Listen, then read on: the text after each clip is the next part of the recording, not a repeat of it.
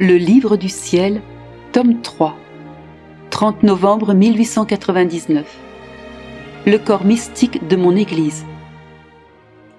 Mon adorable Jésus vint comme à l'accoutumée. Cette fois je l'ai vu quand il était à la colonne. Se détachant par lui-même, il se jeta dans mes bras pour être pris en pitié. Je l'ai pressé sur moi, et j'ai commencé à sécher et à placer ses cheveux tout encroûtés de sang. Je les baisais, de même que ses yeux et sa face, et je faisais des actes variés de réparation.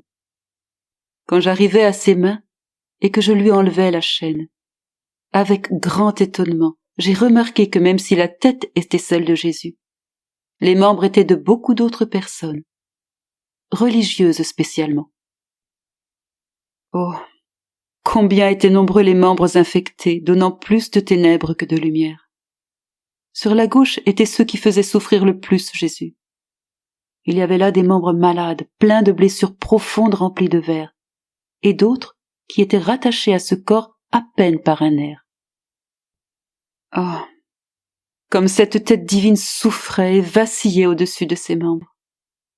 Sur le côté droit se tenaient ceux qui étaient mieux, c'est-à-dire les membres saints, resplendissants, couverts de fleurs et de rosées célestes, dégageant de délicieuses odeurs. La tête divine au-dessus des membres souffrait beaucoup. C'est vrai qu'il y avait des membres resplendissants qui étaient comme de la lumière pour la tête, qui la ravivaient et lui donnaient une très grande gloire. Mais le plus grand nombre étaient des membres infectés. Ouvrant sa très douce bouche, Jésus me dit : « Ma fille, combien de douleurs ces membres me donnent. Ce corps que tu vois est le corps mystique de mon Église, duquel je me glorifie d'être la tête. Mais quelle déchirure cruelle ces membres font dans le corps.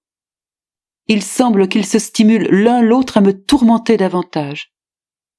Il m'a dit d'autres choses sur ce corps, mais je ne me souviens plus très bien. Aussi je m'arrête ici.